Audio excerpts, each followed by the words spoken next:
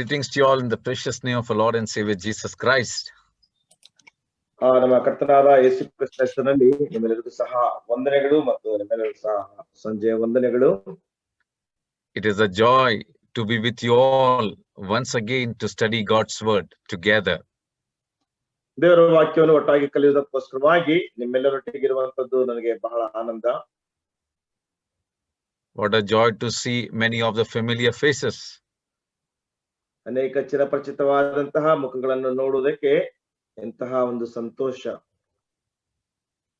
I thank the BDA Council and Brother Ezekiel Jacob for this opportunity given in my life so that I can be part of this program of teaching God's eternal word. ನಾನು BDAಗೋಸ್ಕರವಾಗಿಯೂ ಮತ್ತು ಸಹೋದರ Ezekiel Jacob ಅವರಿಗೋಸ್ಕರವಾಗಿ ನಾನು ದೇವರಿಗೆ ಸ್ತೋತ್ರ ಸಲ್ಲಿಸ್ತೇನೆ ಮತ್ತು ಅವರನ್ನು ವಂದಿಸ್ತೇನೆ. ನನ್ನ ಜೀವಿತದಲ್ಲಿ ಈ ರೀತಿಯಾದಂತಹ ಒಂದು ಅವಕಾಶವನ್ನು ಕೊಟ್ಟು ಈ ಒಂದು ಕಾರ್ಯಕ್ರಮದಲ್ಲಿ ಒಂದು ಭಾಗಿಯಾಗಲಿಕ್ಕಾಗುವಂತೆ ಕೊಟ್ಟಂತಹ ಈ ಅವಕಾಶಕ್ಕೋಸ್ಕರವಾಗಿ ನಾನು ದೇವರಿಗೆ ಸ್ತೋತ್ರ ಸಲ್ಲಿಸ್ತೇನೆ. Thank you for your prayers for me, for the word of God, and also for my mother who was not well. She has recovered because of your prayers. ನನಗೋಸ್ಕರವಾಗಿಯೂ ಮತ್ತು ದೇವರ ವಾಕ್ಯಕ್ಕೋಸ್ಕರವಾಗಿಯೂ ಮತ್ತು ನಮ್ಮ ತಾಯಿ ಅನಾರೋಗ್ಯದಲ್ಲಿದ್ದಂತಹ ನಮ್ಮ ತಾಯಿಗೋಸ್ಕರವಾಗಿ ಸಹ ನೀವೆಲ್ಲರೂ ಪ್ರಾರ್ಥನೆ ಮಾಡಿದ್ದೀರಿ. ಈಗ ಅವರು ಸ್ವಲ್ಪ ಚೇತರಿಸಿಕೊಳ್ಳುತ್ತಾ ಇದ್ದಾರೆ. And also I pray that you may uphold Brother Junior also along with me as we together bring God's eternal word to you.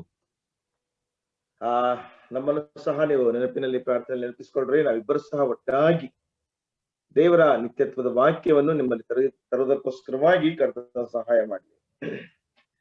We have once again come back to study the book of Romans. ಮತ್ತೊಂದು ಸಾರಿ ದೇವರ ವಾಕ್ಯದಿಂದ ರೋಮಾಪುರದವರಿಗೆ ಬರೆದ ಪತ್ರಿಕೆಯನ್ನ ನಾವು ಕಲಿಯಲಿಕ್ಕೆ ಬಂದಿದ್ದೇವೆ. And we all know that to complete such a big epistle in such a short time, that is not so easy. ಅಂತ ದೊಡ್ಡ ಪತ್ರಿಕೆಯನ್ನ ಬಹಳ ಕ್ಲುಪ್ತ ಕಾಲದಲ್ಲಿ ಮುಗಿಸುವಂತದ್ದು ಅಷ್ಟೊಂದು ಸುಲಭವಲ್ಲ ಎಂಬುದಾಗಿ ನಿಮ್ಮೆಲ್ಲರಿಗೂ ಸಹ ತಿಳಿದಿದೆ.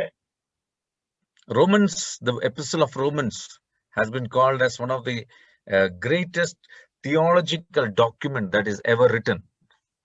ರೋಮಾಪುರದವರಿಗೆ ಬರೆದ ಪತ್ರಿಕೆಯನ್ನ ಅತಿ ದೊಡ್ಡದಾದಂತಹ ದೈವಶಾಸ್ತ್ರ ಬರೆಯಲ್ಪಟ್ಟಂತಹ ದೈವಶಾಸ್ತ್ರ ಎಂಬುದಾಗಿ ಕರೆಯುವಂತದ್ದಾಗಿದೆ. In this epistle, Apostle Paul explains about the good news. ಈ ಪತ್ರಿಕೆಯಲ್ಲಿ ಅಪೊಸ್ತಲನಾದ ಪೌಲನು ಶುಭ ವಾರ್ತೆಯನ್ನ ತಿಳಿಸುವಂತನಾಗಿದ್ದಾನೆ. The good news is God Almighty in his eternal plan has sent his son and revealed the plan of salvation to sinners on this earth. ಈ ಶುಭವಾರ್ತೆ ಏನೆಂದ್ರೆ ನಿತ್ಯತ್ವನಾದಂತಹ ದೇವರು ಪಾಪಿಯಾದಂತಹ ಮನುಷ್ಯರನ್ನ ರಕ್ಷಣೆಗೆ ನಡೆಸುವುದಕ್ಕೋಸ್ಕರವಾಗಿ ತನ್ನ ಮಗನನ್ನು ಕೊಟ್ಟನೆಂಬುದಾಗಿ.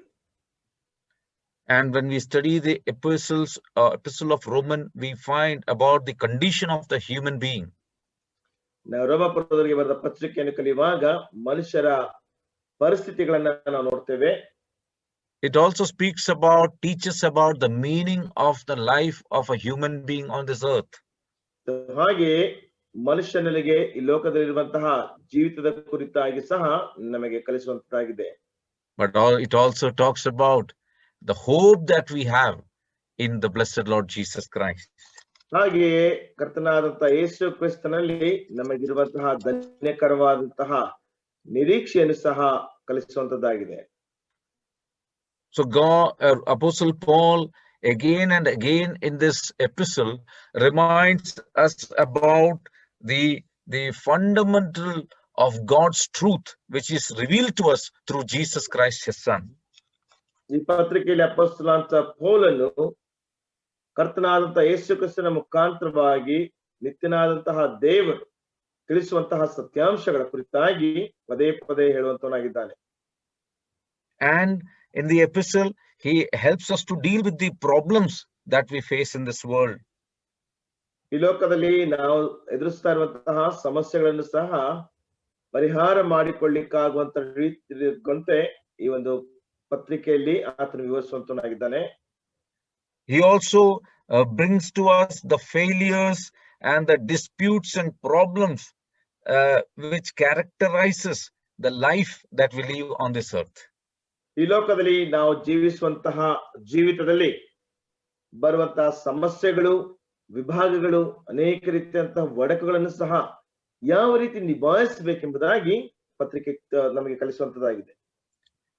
And I would just like to review, as we go to the next slide, we can see about the review of what happened or the lessons that we learned in the past. Quickly we will review and go forward. ನಾವು ಮುಂದಕ್ಕೆ ಹೋಗೋದಕ್ಕಿಂತ ಮುಂಚಿತವಾಗಿ ಕಳೆದ ದಿನಗಳಲ್ಲಿ ನಾವು ಏನು ಕಲಿತಿದ್ದೇವೆಯೋ ಅದನ್ನ ಪುನರಾವರ್ತಿಸಿಕೊಂಡು ಬಹಳ ಬೇಗನೆ ನಾವು ಮುಂದಕ್ಕೆ ಹೋಗೋಣ. In the previous classes, we have seen in chapter 1, verse 1 to 15, where Paul introduces this letter of Romans to us. ಅಪೊಸ್ತಲನಾದ ಪೌಲನು ರೋಮಪುರದವರಿಗೆ ಬರೆದ ಪತ್ರಿಕೆ 1ನೇ ಅಧ್ಯಾಯ 1ರಿಂದ 15ನೇ ವಚನದವರೆಗೆ ಈ ಪತ್ರಿಕೆಯ ಉದ್ದೇಶವನ್ನ ತಿಳಿಸುವಂತವನಾಗಿದ್ದಾನೆ. And he tells who he is. He says that I am an apostle who is separated to preach the gospel. ಮತ್ತು ನಾನು ಅಪೊಸ್ತಲನು ದೇವರ ಸುವಾರ್ತೆಯನ್ನ ತಿಳಿಸುವುದಕ್ಕೋಸ್ಕರವಾಗಿಯೇ ಬೇರ್ಪಟ್ಟಂತವನು ಎಂಬುದಾಗಿ ಸಹ ಪೌಲನು ಹೇಳುವಂತವನಾಗಿದ್ದಾನೆ. And when we come to verse 7, we find that he about his greeting to all the people or saints in Rome. ಮತ್ತು 7ನೇ ವಚನದಲ್ಲಿ ಎಲ್ಲಾ ದೇವಜನರಿಗೂ ಮತ್ತು ರೋಮಪುರದಲ್ಲಿರುವಂತವರೆಲ್ಲರಿಗೂ ಸಹ ವಂದನೆಯನ್ನು ತಿಳಿಸುವಂತವನಾಗಿದ್ದಾನೆ. He says, may God our Father and the Lord Jesus Christ give you grace and peace. ತಂದೆ ಆದಂತಹ ದೇವರು ಆತನು ತಾನೇ ನಿಮಗೆ ಕೃಪೆಯನ್ನು ಶಾಂತಿಯನ್ನು ಅನುಗ್ರಹಿಸಲಿ ಎಂಬುದಾಗಿ ಹೇಳ್ತಾನೆ. Not only that, Paul had never been to Rome, so through this epistle he tells them about his desire to come and meet them. ಪೌಲನು ರೋಮ ಪಟ್ಟಣದಲ್ಲಿ ಎಂದಿಗೂ ಸಹ ಹೋಗಿರಲಿಲ್ಲ, ಆದ್ರೆ ಈ ಪತ್ರಿಕೆಯ ಮುಖಾಂತರವಾಗಿ ಅವರನ್ನ ಸಂಧಿಸಬೇಕು, ಅವರ ಬಳಿಗೆ ಹೋಗ್ಬೇಕೆಂಬಂತ ಆ ಒಂದು ಆಶೆಯನ್ನ ಬಯಲುಪಡಿಸುತ್ತಾನೆ. And what was his aim of going and meeting them? It was to strengthen them in the new faith that they have received. ಅವರಲ್ಲಿ ಇದ್ದಂತ ಒಂದು ಉದ್ದೇಶ, ಅಲ್ಲಿ ಹೋಗ್ಲಿಕ್ಕಿರುವಂತಹ ಉದ್ದೇಶ ಎಂಬುದಾಗಿ ನೋಡುವಾಗ ಅವರು ಪಡೆದುಕೊಂಡಿರುವಂತಹ ಹೊಸ ನಂಬಿಕೆಯಲ್ಲಿ ಅವರನ್ನು ಬಲಪಡಿಸುವಂತದ್ದೇ ಅದರ ಉದ್ದೇಶವಾಗಿತ್ತು. And from chapter 1 verse 6 to chapter 5 verse 21, we were able to find another great truth. 1ನೇ ಅಧ್ಯಾಯ 6ನೇ ವಚನದಿಂದ 5ನೇ ಅಧ್ಯಾಯ 21ನೇ ವಚನದವರೆಗೆ ಮತ್ತೊಂದು ಸತ್ಯಾಂಶವನ್ನ ನಾವು ಕಂಡುಕೊಳ್ತೇವೆ. What was the truth? The truth that we saw is that the gospel of God has the power to save all people from judgment. ಆ ಒಂದು ಅದರಲ್ಲಿರುವಂತಹ ಸತ್ಯಾಂಶವೇನೆಂಬುದಾಗಿ ನೋಡುವಾಗ ದೇವರ ಸುವಾರ್ತೆಯು ಎಲ್ಲರನ್ನು ಸಹ ಆ ದೇವರ ನ್ಯಾಯ ತೀರ್ಪಿನಿಂದ ರಕ್ಷಿಸಲಿಕ್ಕೆ ಸಾಧ್ಯ ಎಂಬುದಾಗಿ ಸತ್ಯವಾಗಿದೆ. Now people were living in sinful condition. ಜನರು ಪಾಪಮಯವಾದಂತಹ ಪರಿಸ್ಥಿತಿಯಲ್ಲಿ ಜೀವಿಸುತ್ತಾ ಇದ್ದಾರೆ because of the sin of Adam. ಆ ಒಂದು ಆದಾಮನ ಪಾಪದ ನಿಮಿತ್ತವಾಗಿ. And Paul explains to them that the gospel has the power of God for salvation. ಒಂದು ಪೌಲು ಅದನ್ನು ವಿವರಿಸ್ತಾನೆ, ಆ ಸುವಾರ್ತೆಯು ದೇವರ ರಕ್ಷಣೆಯನ್ನು ಅದು ವಿವರಿಸುವಂತದ್ದಾಗಿದೆ ಎಂಬುದಾಗಿ. And there were two important communities, the Jews and the Gentiles, the Greeks. ಎರಡು ಪ್ರಾಮುಖ್ಯವಾದಂತಹ ಸಮುದಾಯಗಳಿದ್ದವು, ಯಹೂದ್ಯರು ಮತ್ತು ಅನ್ಯರು ಅಥವಾ ಯಹೂದ್ಯರು ಮತ್ತು ಗ್ರೀಕರು. And Paul explains from chapter 1 verse 18 to chapter 3 verse 18, we have seen that everyone born on this earth is a sinner. 1ನೇ ಅಧ್ಯಾಯ 8ನೇ ವಚನದಿಂದ 3ನೇ ಅಧ್ಯಾಯ 18ನೇ ವಚನದವರೆಗೆ ಪೌಲನು ವಿವರಿಸುವಂತಹ ಮಾತೇನೆಂದ್ರೆ, ಈ ಭೂಮಿಯಲ್ಲಿ ಹುಟ್ಟಿದಂತಹ ಪ್ರತಿಯೊಬ್ಬರು ಸಹ ಪಾಪಿಗಳು. And God is a righteous God. ಮತ್ತು ದೇವರು ನೀತಿಯ ದೇವರಾಗಿದ್ದಾನೆ. So everybody will come under the righteous judgment of God. ಆದ್ರಿಂದ ಪ್ರತಿಯೊಬ್ಬರು ಸಹ ದೇವರ ನೀತಿಯ ನ್ಯಾಯ ತೀರ್ಪಿನ ಅಡಿಯಲ್ಲಿ ಬರುವಂತವರಾಗಿದ್ದಾರೆ. So we have seen that he explains that God will judge the Gentiles on this earth or the unbelievers on this earth. ನಾವು ನೋಡ್ತಾ ಬಂದೆವು, ದೇವರು ಈ ಲೋಕದಲ್ಲಿರುವಂತಹ ಅವಿಶ್ವಾಸಿಗಳು ಮತ್ತು ಅನ್ಯರನ್ನ ನ್ಯಾಯ ತೀರಿಸುತ್ತಾನೆ.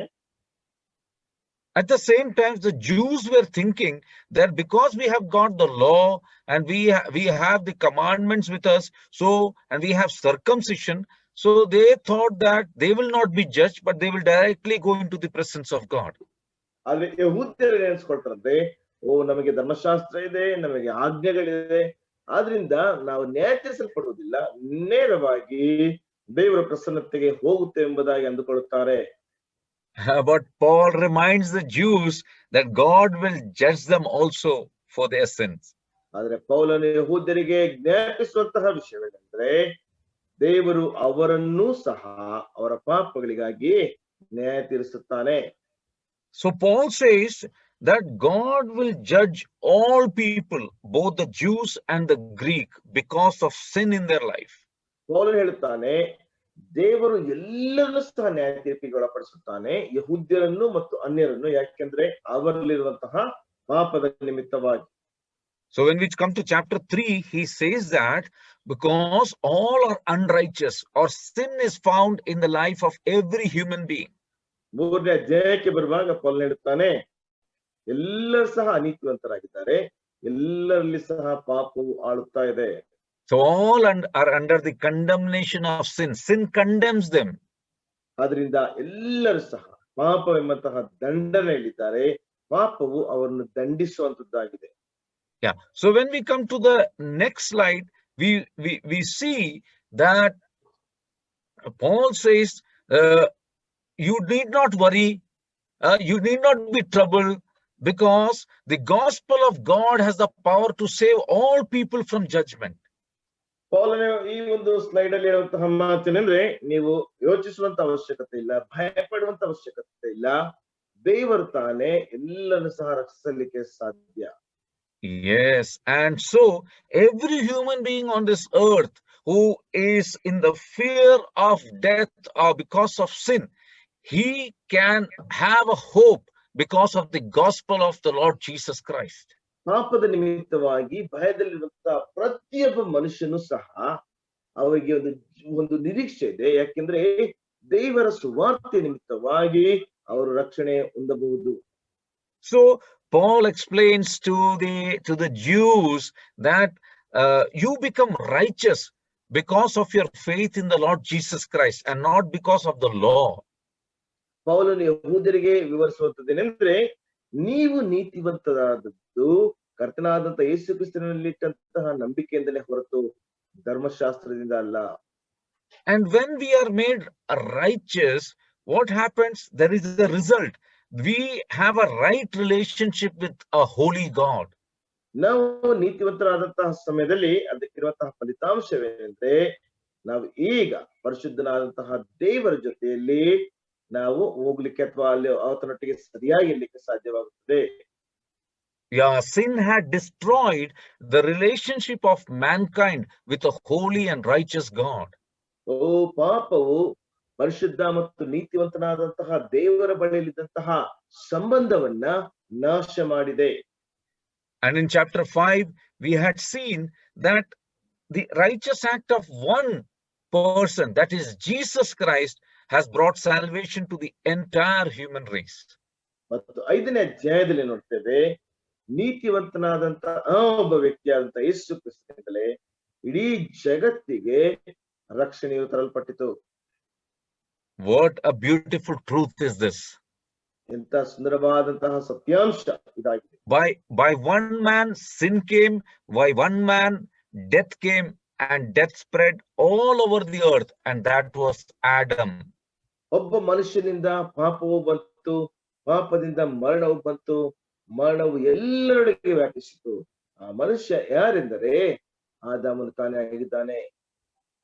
But our holy and righteous Lord Jesus Christ in human form, he stood on behalf of us and died on the cross of Calvary for our sins, and he made us righteous.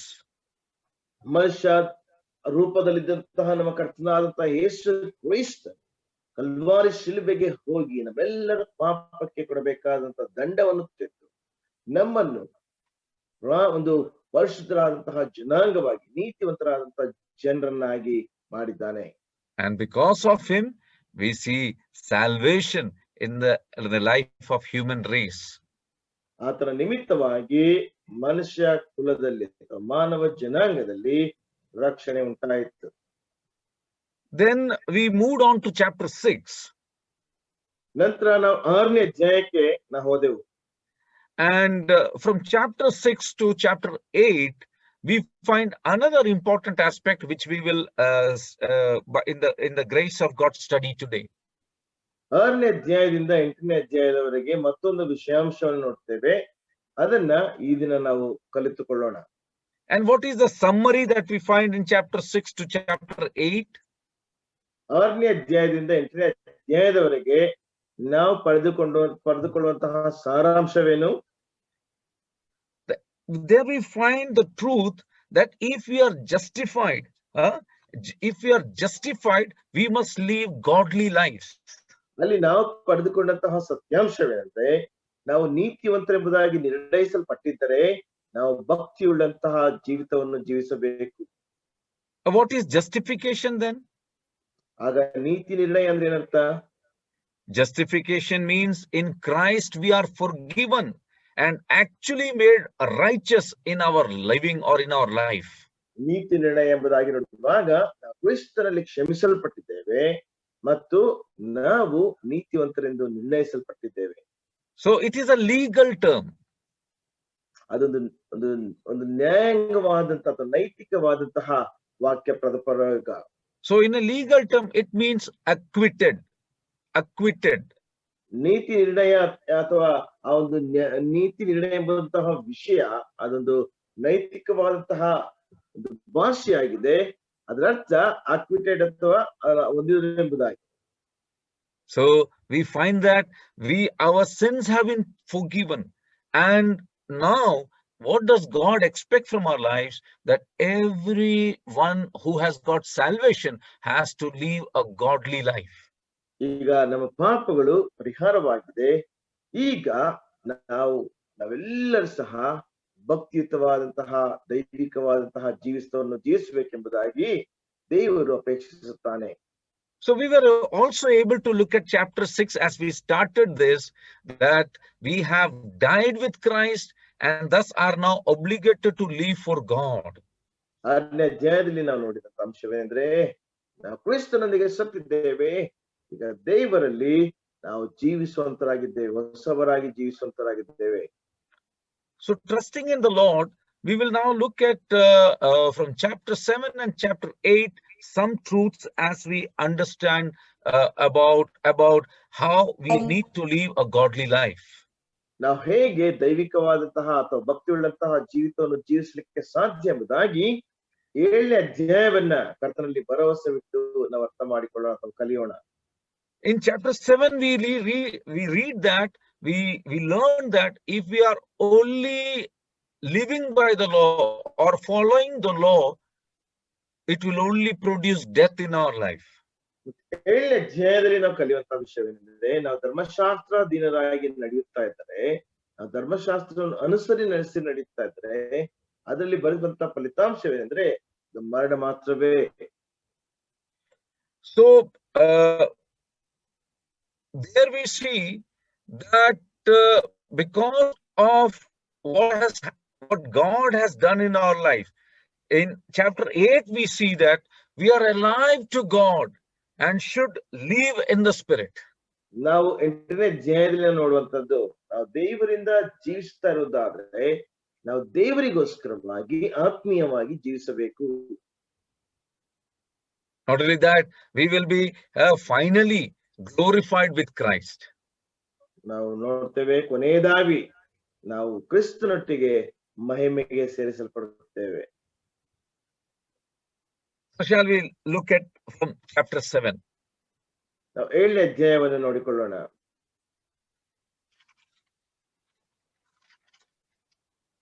So we need to remember that justified people must live godly lives. This is the truth that we are going to see.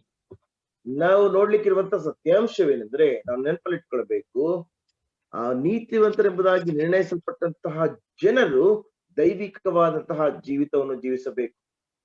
And that is why in chapter 6 and verse 10, we read that, see, we who are dead to sin should live to God or live for God. ಅದರಿಂದ 6ನೇ ಅಧ್ಯಾಯ 10ನೇ ವಚನದಲ್ಲಿ ನಾವು ನೋಡ್ತೇವೆ, ಪಾಪದ ಪಾಲಿಗೆ ಸತ್ತಂತ ನಾವು ದೇವರಿಗೋಸ್ಕರವಾಗಿ ನಾವು ಜೀವಿಸಬೇಕು. Yeah. Now we have to live our lives for the glory of God. ನಾವು ನಮ್ಮ ಜೀವಿತಗಳನ್ನ ದೇವರ ಮಹಿಮೆಗೋಸ್ಕರವಾಗಿ ಜೀವಿಸಬೇಕು.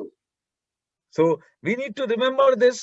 We need to understand this, that we are justified. We have a righteous standing before God. So our lives should be godly. ನಾವು ಅರ್ಥ ಮಾಡಿಕೊಳ್ಳಬೇಕಂತ ಅಂಶವೇನೆಂದ್ರೆ, ನಾವು ನೀತಿವಂತರೆಂಬುದಾಗಿ ನಿರ್ಣಯಿಸಲ್ಪಟ್ಟಿದ್ದೇವೆ. ನಾವು ಭಕ್ತಿವಂತರಾಗಿ ಜೀವಿಸಬೇಕು. ನಾವು ದೇವರಿಗೋಸ್ಕರವಾಗಿ ಜೀವಿಸಬೇಕು. So as we come to the next slide, we will look at some truths. ನಾವು ಮುಂದಿನ ಆ ಒಂದು ಸ್ಲೈಡ್ಗೆ ಬಂದಾಗ ಕೆಲವು ಸತ್ಯಾಂಶಗಳನ್ನ ನೋಡಿಕೊಳ್ಳೋಣ. See, we have died with Christ, so we have to live a life which is pleasing to God. ನಾವು ಕ್ರಿಸ್ತನೊಂದಿಗೆ ಸತ್ತದ್ದರಿಂದ ನಾವು ದೇವರಿಗೆ ಮೆಚ್ಚಿಸುವಂತ ಅಥವಾ ದೇವರನ್ನು ಮೆಚ್ಚಿಸುವಂತಹ ಜೀವಿತಗಳನ್ನ ಜೀವಿಸಬೇಕು. What does that mean? It means a believer can no longer continue to live in sin. ಅದರ ಅರ್ಥವೇನೆಂದ್ರೆ, ಒಬ್ಬ ವಿಶ್ವಾಸಿ ಇನ್ನೆಂದಿಗೂ ಸಹ ಪಾಪದಲ್ಲಿಯೇ ಜೀವಿಸುತ್ತಾ ಮುಂದುವರಿಯಬಾರದು. Like Christ, we are dead to sin but alive to God. ಕ್ರಿಸ್ತನ ಹಾಗೆ ನಾವು ಪಾಪದ ಪಾಲಿಗೆ ಸತ್ತು ದೇವರಿಗೋಸ್ಕರವಾಗಿ ಜೀವಿಸುವಂತರಾಗಿದ್ದೇವೆ. The Lord Jesus Christ was made sin for us on the cross of Calvary. ಕರ್ತನಾದ ಯೇಸು ಕ್ರಿಸ್ತನು ನಮಗೋಸ್ಕರವಾಗಿ ಕಲ್ವಾರಿ ಶಿಲುಬೆಯಲ್ಲಿ ಪಾಪ ಸ್ವರೂಪಿಯಾಗಿ ಮಾಡಲ್ಪಟ್ಟನು. And God placed all our sin on him. ದೇವರು ನಮ್ಮೆಲ್ಲಾ ಪಾಪವನ್ನು ಆತನ ಮೇಲೆ ಹಾಕಿದನು. But he being holy, he rose up from the dead. ಆತನು ಪರಿಶುದ್ಧನಾಗಿ ಮರಣದಿಂದ ಪುನರುತ್ಥಾನನಾಗಿ ಎದ್ದು ಬಂದಿದ್ದಾನೆ. So we cannot allow sin to rule in our lives. ನಾವು ನಮ್ಮ ಜೀವಿತದಲ್ಲಿ ಪಾಪವನ್ನು ಆಡಳಿತ ಮಾಡುವಂತೆ ಅದಕ್ಕೆ ಅನುಮತಿ ಕೊಡಬಾರದು. But we are supposed to yield our lives completely to the Lord Jesus Christ and live a righteous life. ನಾವು ಸಂಪೂರ್ಣವಾಗಿ ನಮ್ಮ ಜೀವಿತಗಳನ್ನ ಕ್ರಿಸ್ತನಿಗೆ ಒಪ್ಪಿಸಿಕೊಟ್ಟು ನಾವು ನೀತಿವಂತರಾಗಿ ಜೀವಿಸಬೇಕು. So Paul explains to us in that chapter that we were slaves then before our salvation. We are slaves now after our salvation also. ನಾವು ನಮ್ಮ ರಕ್ಷಣೆಗಿಂತ ಮುಂಚಿತವಾಗಿ ಸಹ ನಾವು ದಾಸರಾಗಿದ್ದೆವು. ನಮ್ಮ ರಕ್ಷಣೆ ಆದ ನಂತರವೂ ಸಹ ನಾವು ದಾಸರಾಗಿದ್ದೇವೆ. Earlier we were slaves to sin. ನಾವು ಮೊದಲು ಪಾಪಕ್ಕೆ ದಾಸರಾಗಿದ್ದೆವು. Whatever desire was in it, we will fall into temptation and we would like to commit that sin. ನಾವು ಏನೇ ಆಶೆ ಬಂದ್ರು ಸಹ ಆ ಒಂದು ಶೋಧನೆಗೆ ನಾವು ಒಳಗಾಗಿ ನಾವು ಆ ಪಾಪವನ್ನು ನಾವು ಮಾಡುತ್ತಾ ಇದ್ದೆವು. But after our salvation, we are slaves again, but we are slaves to righteousness, the righteousness of God. ನಮ್ಮ ರಕ್ಷಣೆಯ ನಂತರವೂ ಸಹ ನಾವು ದಾಸರಾಗಿದ್ದೇವೆ. ಆ ದಾಸತ್ವ ಏನೆಂಬುದಾಗಿ ನೋಡುವಾಗ ನಾವು ದೇವರಿಗೆ ದಾಸರಾಗಿದ್ದೇವೆ, ನೀತಿಗೆ ದಾಸರಾಗಿದ್ದೇವೆ. So now we have a desire and we want to do only that which is right in the sight of God. ನಾವು ಈಗ ನಮಗೊಂದು ಆಶೆ ಇದೆ. ಆ ಆಶೆ ಏನೆಂಬುದಾಗಿ ನೋಡುವಾಗ ದೇವರ ದೃಷ್ಟಿಯಲ್ಲಿ ಯಾವುದು ಸರಿಯಾಗಿದೆಯೋ ನೀತಿಯಾಗಿದೆಯೋ ಅದನ್ನು ಮಾತ್ರವೇ ಮಾಡುವಂತವರಾಗಿರಬೇಕು. And in a concluding statement at the end of chapter 6, Paul reminded us that whatever the payment for sin is death, but God's gift is eternal life. God has given us eternal life. ಮುಕ್ತಾಯದ ಹಂತವಾಗಿ ಪೌಲನು 6ನೇ ಅಧ್ಯಾಯದಲ್ಲಿ ಹೇಳ್ತಾನೆ, ಪಾಪ ಕೊಡುವ ಸಂಬಳ ಮರಣ, ಆದ್ರೆ ದೇವರು ನಮಗೆ ಕೊಡುವಂತದ್ದು ನಿತ್ಯ ಜೀವ, ಅದು ಉಚಿತಾರ್ಥವಾಗಿ ಕೊಡುವಂತವನಾಗಿದ್ದಾನೆ. So we need to understand that we have died with Christ. So now we are supposed to live to God or live for God. ನಾವು ಈಗ ನೀತಿವಂತರೆಂಬುದಾಗಿ ನಿರ್ಣಯಿಸಲ್ಪಟ್ಟಿದ್ದೇವೆ, ನಾವು ಕ್ರಿಸ್ತನೊಂದಿಗೆ ಸತ್ತಿದ್ದೇವೆ. ಆದ್ರಿಂದ ಈಗ ನಾವು ದೇವರಿಗೆ ಸಮರ್ಪಕರಾಗಿ ಜೀವಿಸಬೇಕು. So these are the truths that we learned in the previous classes during the previous month. ನಾವು ಕಳೆದ ತಿಂಗಳುಗಳಲ್ಲಿ, ಕಳೆದ ತರಗತಿಗಳಲ್ಲಿ ಈ ಅಂಶಗಳನ್ನ ನಾವು ಕಲಿತಿದ್ದೇವೆ. Why did we look at this? So that we are clear about what we have studied in the past. ನಾವು ಯಾಕೆ ಇದನ್ನು ನೋಡಿದ್ದೇವೆ ಅಂದ್ರೆ, ನಾವು ಇಂದಿನ ದಿನಗಳಲ್ಲಿ ಏನನ್ನು ಕಲಿತಿದ್ದೇವೋ ಅದರಲ್ಲಿ ನಾವು ಸ್ಪಷ್ಟತೆ ಉಳ್ಳವರಾಗುವುದಕ್ಕೋಸ್ಕರವಾಗಿ. Because many of you may have forgotten because it's such a long time. ಇದು ಬಹಳ ದಿನಗಳಾಗಿರೋದ್ರಿಂದ ನಿಮ್ಮಲ್ಲಿ ಒಂದು ವೇಳೆ ಅನೇಕರು ಇದನ್ನ ಮರ್ತಿರಬಹುದು. So trusting in God, let us look to the truth from chapter 7 and chapter 8. ನಾವು ದೇವರಲ್ಲಿ ಭರವಸೆಟ್ಟವರಾಗಿ 7ನೇ ಅಧ್ಯಾಯ ಮತ್ತು 8ನೇ ಅಧ್ಯಾಯದಲ್ಲಿ ಇರುವಂತಹ ಸತ್ಯಾಂಶಗಳನ್ನ ನಾವು ನೋಡಿಕೊಳ್ಳೋಣ. So shall we read chapter 7 verse 1 to 3? 7ನೇ ವಚನದಿಂದ 3ನೇ ವಚನದವರೆಗೆ ನಾವು ಓದಿಕೊಳ್ಳೋಣ. ಸಹೋದರರೇ, ಧರ್ಮಶಾಸ್ತ್ರವನ್ನು ತಿಳಿದವರಿಗೆ ನಾನು ಹೇಳುವುದೇನೆಂದರೆ, ಒಬ್ಬ ಮನುಷ್ಯನು ಜೀವದಿಂದಿರುವ ತನಕ ಮಾತ್ರ ಅವನ ಮೇಲೆ ಧರ್ಮಶಾಸ್ತ್ರದ ಅಧಿಕಾರವು ನಡೆಯುತ್ತದೆಂಬುದು ನಿಮಗೆ ಗೊತ್ತಿಲ್ಲವೇ? ಅದಕ್ಕೆ ದೃಷ್ಟಾಂತ, ಗಂಡನು ಜೀವದಿಂದಿರುವ ತನಕ ಹೆಂಡತಿಯು ನ್ಯಾಯದ ಪ್ರಕಾರ ಅವನಿಗೆ ಬದ್ಧಳಾಗಿರುವಳು. ಗಂಡನು ಸತ್ತರೆ ಗಂಡನ ಹಂಗು ಆಕೆಗೆ ತಪ್ಪುವುದು. ಹೀಗಿರಲಾಗಿ ಗಂಡನು ಜೀವದಿಂದಿರುವಾಗ ಆಕೆ ಬೇರೊಬ್ಬನನ್ನು ಸೇರಿದರೆ ವ್ಯಭಿಚಾರಿಣಿ ಎನಿಸಿಕೊಳ್ಳುವಳು. ಆದರೆ ಗಂಡನು ಸತ್ತ ಮೇಲೆ ಅವನ ಹಂಗು ತಪ್ಪಿದ್ದರಿಂದ ಆಕೆ ಮತ್ತೊಬ್ಬ ಗಂಡನನ್ನು ಮಾಡಿಕೊಂಡರು ವ್ಯಭಿಚಾರಿಣಿಯಲ್ಲ. So we are going to look at that. If we are people who only follow rules, it only produces death. ಇಲ್ಲಿ ನಾವು ನೋಡ್ತೇವೆ, ಜನರು ಕೇವಲ ಕಾನೂನನ್ನು ಮಾತ್ರವೇ ಪಾಲಿಸಿದರೆ ಅದು ಅವರಿಗೆ ಮರಣವನ್ನು ತರುವಂತದ್ದಾಗಿದೆ. Wherever the gospel is preached, Satan also brings in opposition in those places. ಎಲ್ಲಿ ಸುವಾರ್ತೆ ಸಾರಲ್ಪಡ್ತದೋ ಅಲ್ಲೆಲ್ಲ ಸೈತಾನನು ಆ ಒಂದು ವಿರೋಧವನ್ನು ತರುವಂತವನಾಗಿದ್ದಾನೆ. He wants people to deny God's word and brings in subtle ways in which he can change God's word. ಆತನು ದೇವರ ವಾಕ್ಯವನ್ನು ತಾತ್ಸಾರ ಮಾಡುವಂತ ರೀತಿಯಲ್ಲಿ ಆತನು ಜನರ ಮನಸ್ಸನ್ನ ಆತನು ತರುವಂತವನಾಗಿದ್ದಾನೆ. And he wants to confuse people about the doctrines of God. ದೇವರ ಕುರಿತಾದಂತ ಉಪದೇಶಗಳನ್ನ ಆತನು ಗೊಂದಲಕ್ಕೆ ಈಡು ಮಾಡಬೇಕೆಂಬುದಾಗಿರ್ತಾನೆ. And we know that when Satan works, he will not bring any change in the word of God, but he will try to bring it in a different way. ಸೈತಾನನು ದೇವರ ವಾಕ್ಯವನ್ನು ಎಂದಿಗೂ ಸಹ ಆತನು ಬದಲಾಯಿಸೋದಿಲ್ಲ. ಆದ್ರೆ ಆ ವ್ಯಕ್ತಿ ಅಥವಾ ಸೈತಾನ ಅದನ್ನ ವಿಭಿನ್ನವಾದ ರೀತಿಯಲ್ಲಿ ತೆಗೆದುಕೊಂಡು ಬರ್ತಾನೆ. So in the church at Rome also, some problems came up in the assembly. ಆದ್ರಿಂದ ರೋಮ್ ನಲ್ಲಿರುವಂತಹ ಸಭೆಯಲ್ಲಿ ಸಹ ಕೆಲವು ಸಮಸ್ಯೆಗಳು ಬಂದವು. Some Judaizers came into the assembly with a new teaching. ಕೆಲವು ಯಹೂದವಾದಿಗಳು ಅಥವಾ ಯಹೂದ ತತ್ವವಾದಿಗಳು ಕೆಲವು ರೀತಿಯಾದಂತಹ ಹೊಸ ಉಪದೇಶದೊಂದಿಗೆ ಸಭೆಯೊಳಗೆ ಬಂದರು. These Jewish teachers, they claim that they have accepted Jesus Christ as their Lord and personal Savior and believed on the gospel. ಈ ಯಹೂದತ್ವ ಉಳ್ಳಂತ ವಾದಿಗಳು ಹೇಳುವಂತದ್ದು ಏನಂದ್ರೆ, ಅವರು ಕರ್ತನಾದಂತ ಯೇಸು ಕ್ರಿಸ್ತನನ್ನ ತಮ್ಮ ಸ್ವಂತ ರಕ್ಷಕನಾಗಿ ಒಡೆಯನನ್ನಾಗಿ ಅಂಗೀಕರಿಸಿಕೊಂಡಿದ್ದಾರೆ. But they said to the believers there, that is not enough. Believing on the Lord Jesus Christ is not enough. You have to obey the law also, which God has given through Moses. ಆದ್ರೆ ಅವ್ರು ಹೇಳುವಂತ ಮಾತೇನೆಂದ್ರೆ, ನೀವು ಯೇಸು ಕ್ರಿಸ್ತನನ್ನು ನಿಮ್ಮ ಸ್ವಂತ ರಕ್ಷಕನು ಒಡೆಯನಾಗಿ ಅಂಗೀಕಾರ ಮಾಡಿದಂತದ್ದು ಮಾತ್ರವೇ ಸಾಲುವುದಿಲ್ಲ.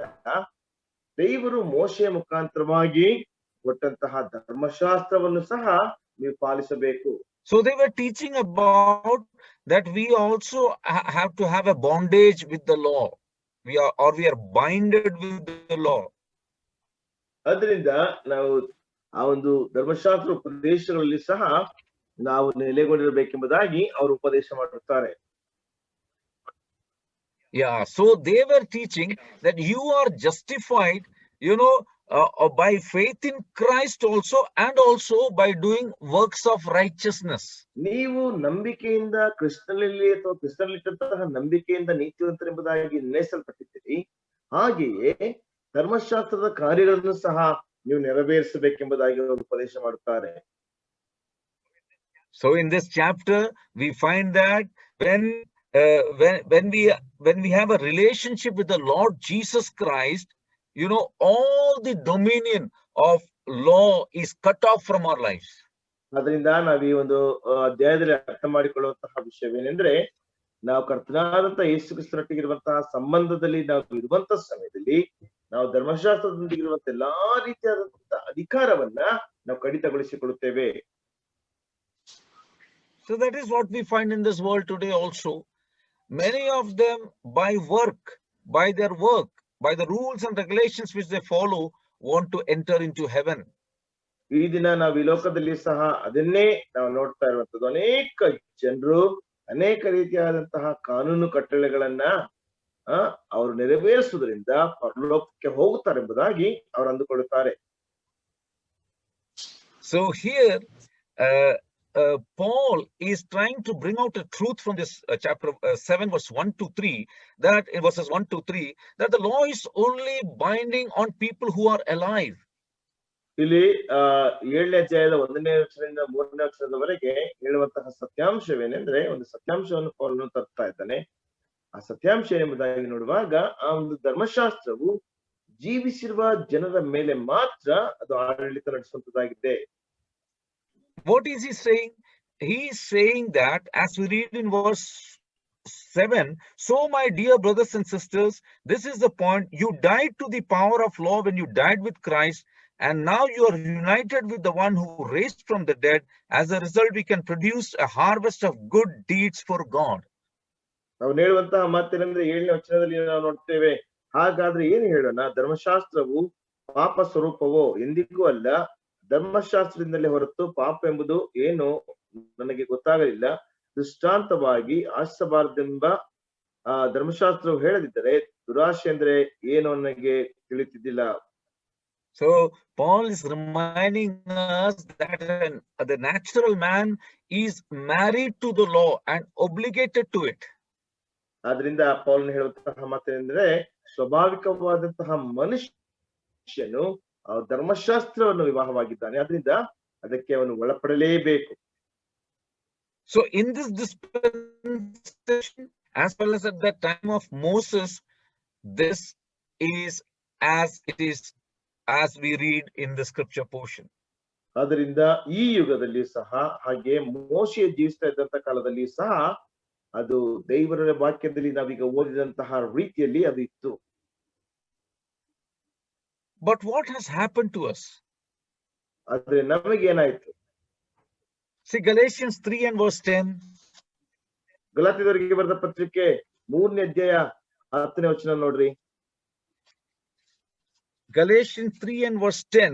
ಗಲಾತ್ಯದವರಿಗೆ ಬರೆದ, it reminds a truth to us. ಆ ಗಲಾತ್ಯದವರಿಗೆ ಬರೆದ ಪತ್ರಿಕೆ 3ನೇ ಅಧ್ಯಾಯದ 10ನೇ ವಚನದಲ್ಲಿ ಅಲ್ಲಿರುವಂತಹ ಸತ್ಯಾಂಶವನ್ನು ನಮ್ಮ ನೆನಪಿಗೆ ತರುತ್ತದೆ. ನೇಮ ನಿಷ್ಠೆಗಳನ್ನು ಆಧಾರ ಮಾಡಿಕೊಳ್ಳುವವರೆಲ್ಲರೂ ಶಾಪಾಧೀನರಾಗಿದ್ದಾರೆ. ಹೇಗೆಂದರೆ ಧರ್ಮ ಗ್ರಂಥದೊಳಗೆ ಬರೆದಿರುವವುಗಳನ್ನೆಲ್ಲ ನಿತ್ಯವೂ ಕೈಗೊಳ್ಳದಿರುವ ಪ್ರತಿಯೊಬ್ಬನು ಶಾಪಗ್ರಸ್ತನು ಎಂದು ಶಾಸ್ತ್ರದಲ್ಲಿ ಬರೆದಿದೆ.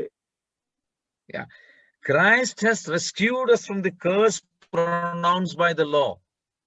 ಧರ್ಮಶಾಸ್ತ್ರದಿಂದ ಹೇಳಲ್ಪಟ್ಟಂತಹ ಒಂದು ಶಾಪದಿಂದ ಕ್ರಿಸ್ತನು ನಮ್ಮನ್ನು ತಪ್ಪಿಸಿದ್ದಾನೆ. So here we see that here we are able to find out what is our relationship with the law, or the relationship of a believer with the law. ಇಲ್ಲಿ ಧರ್ಮಶಾಸ್ತ್ರಕ್ಕೆ ವಿಶ್ವಾಸಕ್ಕೆ ಯಾವ ಸಂಬಂಧ ಇದೆ ಎಂಬುದಾಗಿ ಅವನು ವಿವರಿಸುತ್ತಾನೆ. So Paul is explaining, bringing an illustration about marriage here. ಇಲ್ಲಿ ಪೌಲನು ಒಂದು ಉದಾಹರಣೆಯನ್ನು ತರ್ತಾ ಇದ್ದಾನೆ. ಆ ಉದಾಹರಣೆ ಏನೆಂಬುದಾಗಿ ನೋಡುವಾಗ ಒಂದು ವಿವಾಹ. So he's saying that the natural man is married to the law. ಆತ್ರ ಹೇಳುವಂತಹ ಮಾತೇನೆಂದ್ರೆ, ಸ್ವಾಭಾವಿಕವಾದಂತಹ ಮನುಷ್ಯನು ಧರ್ಮಶಾಸ್ತ್ರವನ್ನು ವಿವಾಹವಾಗಿದ್ದಾನೆ. So whatever the law says, he has to be under that. ಏನೆಲ್ಲ ಧರ್ಮಶಾಸ್ತ್ರ ಹೇಳ್ತದೋ ಅವನು ಅದರ ಅಧೀನದಲ್ಲಿ ಇರಬೇಕೆಂಬುದಾಗಿ ಧರ್ಮಶಾಸ್ತ್ರ ಹೇಳ್ತದೆ. And but when it comes to a Christian or a believer, ಆದ್ರೆ ಅದು ಒಬ್ಬ ಕ್ರೈಸ್ತನಿಗೆ ಅಥವಾ ಒಬ್ಬ ವಿಶ್ವಾಸಿಯ ಕುರಿತಾಗಿ ಬರುವಂತ ಸಮಯದಲ್ಲಿ we just read that he's crucified with Christ. ನಾವು ನೋಡ್ತೇವೆ ಅವನು ಕ್ರಿಸ್ತನೊಂದಿಗೆ ಶಿಲುಬೆಗೆ ಹಾಕಲ್ಪಟ್ಟಿದ್ದಾನೆ. And because he's crucified, he is dead, and so his marriage comes to an end there. ಅವನು ಕ್ರೂಜಿಸಲ್ಪಟ್ಟದ್ರಿಂದ ಅವನು ಶಿಲುಬೆಗೆ ಅವನು ಸತ್ತಿದ್ದಾನೆ, ಆದ್ರಿಂದ ಅವನ ವಿವಾಹ ಅಲ್ಲಿಗೆ ಅಂತ್ಯಕ್ಕೆ ಬರುತ್ತದೆ. So here we have read that as long as when a woman marries, she is bound by the law to be under her husband as long as he is alive. ಆದ್ರಿಂದ ಅವನು ಹೇಳುವಂತಹ ಮಾತೇನೆಂದ್ರೆ ಜೀವದಿಂದಿರುವ ಗಂಡನ ಜೀವದಿಂದಿರುವ ತನಕ ಹೆಂಡತಿಯು ನ್ಯಾಯದ ಪ್ರಕಾರ ಅವನಿಗೆ ಬದ್ಧಳಾಗಿರುವಳು. But if her husband dies, then the laws of marriage no longer apply in her life. That is what we read. ನಾವು ಓದಿದಂತಹ ಮಾತೇನೆಂದ್ರೆ ಗಂಡನ ಸತ್ತರೆ ಗಂಡನ ಹಂಗು ಆಕೆಗೆ ತಪ್ಪುವುದು. And now she is free. ಈಗ ಆಕೆ ಬಹಳ ಆಕೆ ಸ್ವತಂತ್ರಳಾಗಿದ್ದಾಳೆ. When her husband dies, she is free from the law and she can remarry. ಆಕೆ ಗಂಡನ ಸ್ವತಂತ್ರ ಸಮಯದಲ್ಲಿ ಆಕೆ ಸ್ವತಂತ್ರಳಾಗಿದ್ದಾಳೆ, ಆಕೆ ಪುನಃ ವಿವಾಹ ಮಾಡಿಕೊಳ್ಳಬಹುದು. So now we see that we have died with Christ. ಈಗ ನಾವು ನೋಡ್ತೇವೆ ನಾವು ಕ್ರಿಸ್ತನೊಂದಿಗೆ ಸತ್ತಿದ್ದೇವೆ. So we are free from the law and we see that we are united with Christ. We are married to Christ. ಈಗ ನಾವು ನೋಡ್ತೇವೆ ನಾವು ಧರ್ಮಶಾಸ್ತ್ರದಿಂದ ಸ್ವತಂತ್ರರಾಗಿ ಕ್ರಿಸ್ತನೊಂದಿಗೆ ನಾವು ಐಕ್ಯರಾಗಿದ್ದೇವೆ, ಕ್ರಿಸ್ತನ ವಿವಾಹವಾಗಿದ್ದೇವೆ.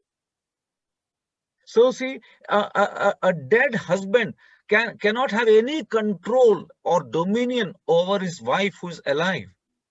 ಆದ್ದರಿಂದ ಜೀವದಿಂದಿರುವಂತಹ ತನ್ನ ಹೆಂಡತಿಯ ಮೇಲೆ ಸತ್ತ ಗಂಡನಿಗೆ ಯಾವುದೇ ರೀತಿಯಾದಂತಹ ಆಡಳಿತವಾಗಲಿ ಹಕ್ಕಾಗಲಿ ಇರುವುದಿಲ್ಲ. So now the law has no dominion over us. ಈಗ ಧರ್ಮಶಾಸ್ತ್ರಕ್ಕೆ ನಮ್ಮ ಮೇಲೆ ಯಾವ ಅಧಿಕಾರವೂ ಇಲ್ಲ. So now if we are again following the law or we are obligated to the law, that means we are married twice. ಈಗ ಪುನಃ ನಾವು ಧರ್ಮಶಾಸ್ತ್ರಕ್ಕೆ ವಿಧೇಯರಾಗಿ ಅದರ ಒಂದು ಆಡಳಿತದಲ್ಲಿ ಇದ್ರೆ ಅದರ ಅರ್ಥ ಏನಂದ್ರೆ ನಾವು ಪುನಃ ಧರ್ಮಶಾಸ್ತ್ರವನ್ನೇ ಮದುವೆ ಆಗಿದ್ದೇವೆ ಅಥವಾ ವಿವಾಹವಾಗಿದ್ದೇವೆ ಎಂಬುದಾಗಿ. So if we still say that no, we have to follow all the laws, what does it show? It shows that we are unfaithful to Christ to whom we are married. ನಾವು ಪುನಃ ಧರ್ಮಶಾಸ್ತ್ರದ ಎಲ್ಲಾ ವಿಧಿಗಳನ್ನ ನಿಯಮಗಳನ್ನ ಪಾಲಿಸಬೇಕೆಂಬುದಾಗಿ ನಾವು ಅಂದುಕೊಂಡ್ರೆ ನಾವು ಕ್ರಿಸ್ತನಿಗೆ ದ್ರೋಹ ಭಾಗ್ಯದಂತವರು ಆಗಿರ್ತೇವೆ. So when a believer dies with Christ, he is alive with Christ, and all his faithfulness is towards the Lord Jesus Christ. ಒಬ್ಬ ವಿಶ್ವಾಸಿಯು ಕ್ರಿಸ್ತನೊಂದಿಗೆ ಸತ್ತು ಕ್ರಿಸ್ತನೊಂದಿಗೆ ಜೀವಿಸಿದ್ದ ಎದ್ದು ಬಂದರೆ ಅವನ ನಂಬಿಗಸ್ತಿಕೆ ಎಲ್ಲವೂ ಸಹ ಕ್ರಿಸ್ತನಿಗೋಸ್ಕರವಾಗಿ ಮಾತ್ರವೇ ಇರುವಂತದ್ದಾಗಿರುತ್ತದೆ. So on one side is Jesus Christ, ಒಂದು ಕಡೆ ಯೇಸು ಕ್ರಿಸ್ತನು, and all other relationship or law or ordinance or religion on the other side. ಮತ್ತೆ ಎಲ್ಲಾ ರೀತಿಯಾದಂತಹ ಆ ಒಂದು ಧರ್ಮ ಆ ಒಂದು ಎಲ್ಲಾ ರೀತಿಯಾದಂತಹ ಒಂದು ಒಡಂಬಡಿಕೆಗಳು ಮತ್ತೆ ಎಲ್ಲಾ ರೀತಿಯಾದಂತಹ ಒಂದು ಎಲ್ಲವೂ ಸಹ ಮತ್ತೆ ಇನ್ನೊಂದು ಕಡೆ ಇರುವಂತಾಗಿದೆ.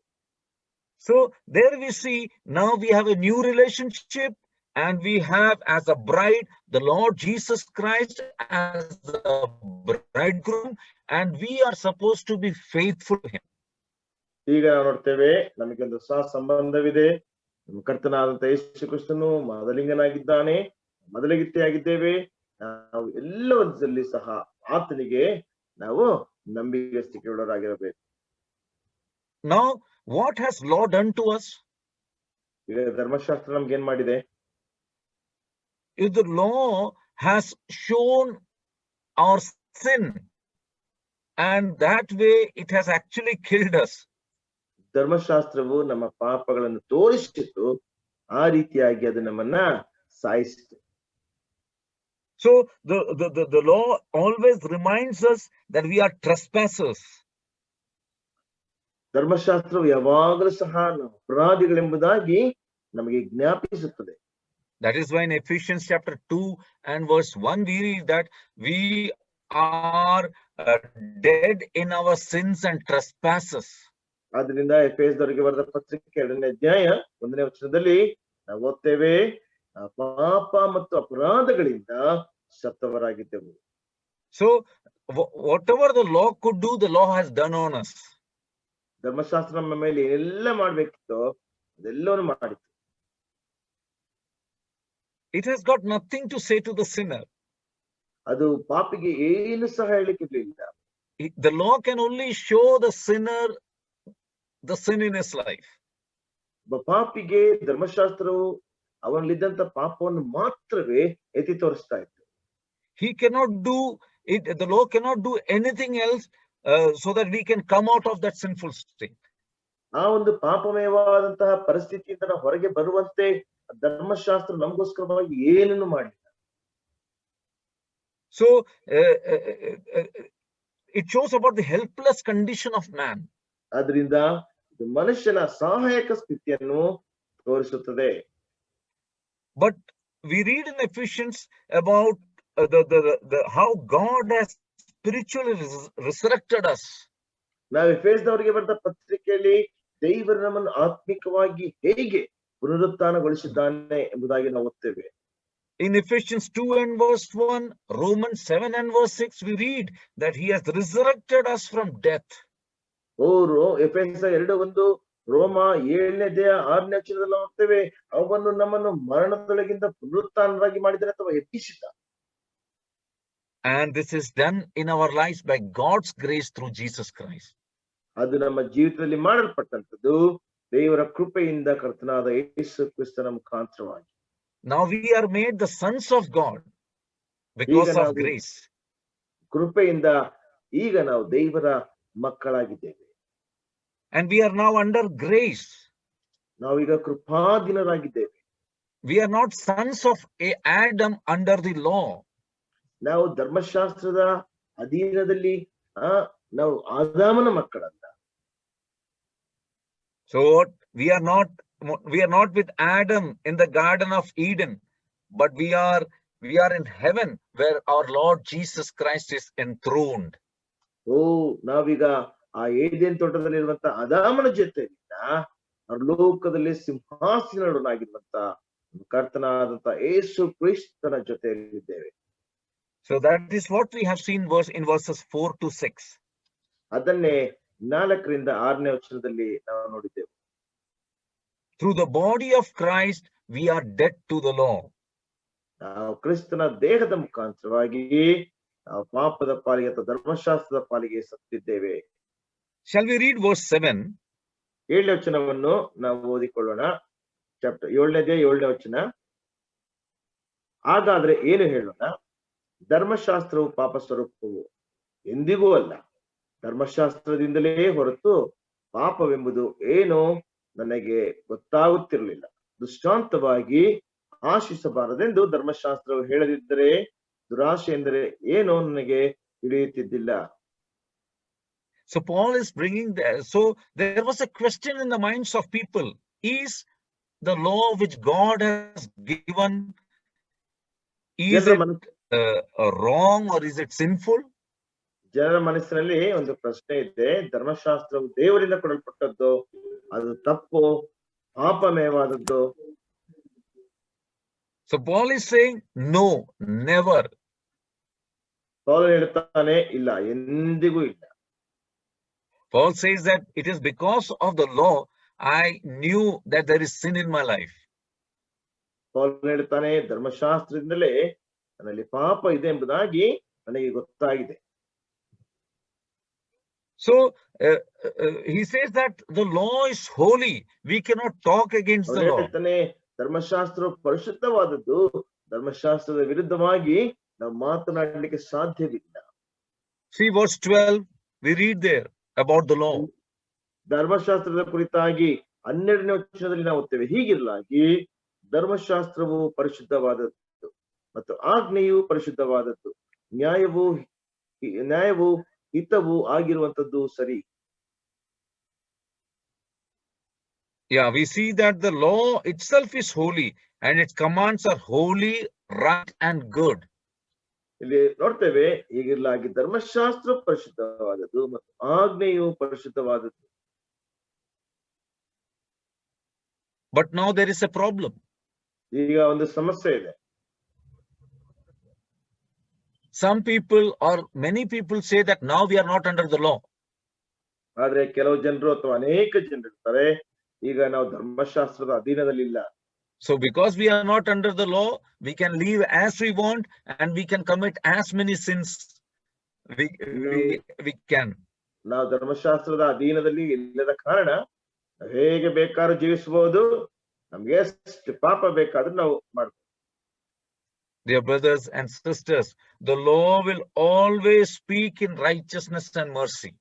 ನನ್ನ ಪ್ರಿಯ ಸಹೋದರ ಸಹೋದರಿಯರೇ, ಧರ್ಮಶಾಸ್ತ್ರ ಯಾವಾಗಲೂ ಸಹ ನೀತಿಯನ್ನು ಕರುಣೆಯನ್ನು ಮಾತನಾಡುವಂತಾಗಿದೆ.